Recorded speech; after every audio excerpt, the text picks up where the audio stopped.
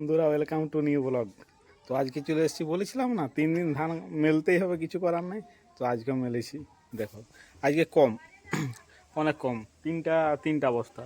ওইখানে দুটো আছে আর আমার সামনে যে একটা। আর এদিকে যত মেলেছিলাম ধান সব তুলে দিয়েছি, ওগুলা সব শুকনো হয়ে গেছিলো, ওই জন্য সব তুলে দিয়েছি উপরে। ঠিক আছে, মোটামুটি যাক, অনেকটা হালকা হলাম, অনেক হালকা হলাম। আর এখানে বাচ্চাগুলো সব খাওয়া দাওয়া করছে, এখানে স্কুলের বাচ্চাদের তো হট্টগোল একটু আছেই। মোটামুটি আজকে অতটা চাপ নাই, আজকে প্রচুর চাপ মুক্ত, অনেকটা চাপ নাই আজকে। কালকে যেভাবে মানে ভেতর করা হয়েছে অনেকগুলা, আজকে মোটামুটি এগুলা সব ভেতর করে দেবো। যতগুলো আজকে দিয়েছি না, 3টা বস্তা আছে, 3টা বস্তায় শুকিয়ে গেছে, দেখলাম সব ভিতর করে দেবো। এগুলো আর বাইরে রাখবো না, সব ভিতর করে দেবো আর কি। মোটামুটি যতদিন মানে 2-3 দিন ছিল, তো মানে রাত্রিবেলা ঘুমোতো না।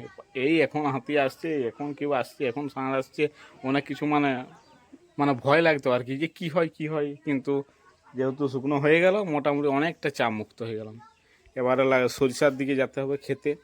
আর আলু লাগালে রাত্রি জাগা যাবে না, মানে প্রচুর রাত্রি জাগতে হয়, মানে হাতির কপ্পরে যারা পড়ে তারা বুঝে, প্রচুর রাত জাগতে হয়।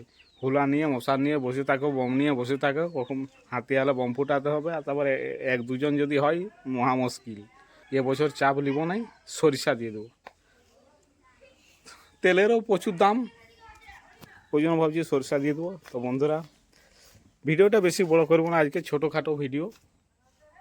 দেখো 3টে বস্তায় আছে আজকে, আর কোনো অসুবিধা নাই। আর বস্তাগুলা অবশ্যই একটা আমার, বাকিগুলো সব পাড়া পড়শির আর কি। ওই গ্রামে একটা কি বলো তো, মানে নিজের যদি না থাকে, কারো ম্যানেজ করে হয়ে যাবে অন্তত। এটা মানে একদম খুবই ভালো লাগে। আর শহরে তো ওইটা হবে নাই, যে যার গামলা সে তার সামলা। তো বন্ধুরা, আজকের ব্লগটা এখানেই শেষ করছি, পরের ভিডিওতে আবার দেখা হবে। ঠিক আছে, যদি ভিডিওটা ভালো লাগে থাকে, লাইক কমেন্ট সাবস্ক্রাইব তো করতেই পারো, পাশে থাকে ঘন্টাটা অল্প লাগাতে পারো, কোনো অসুবিধা নেই। ভিডিওটা এখানেই শেষ করছি।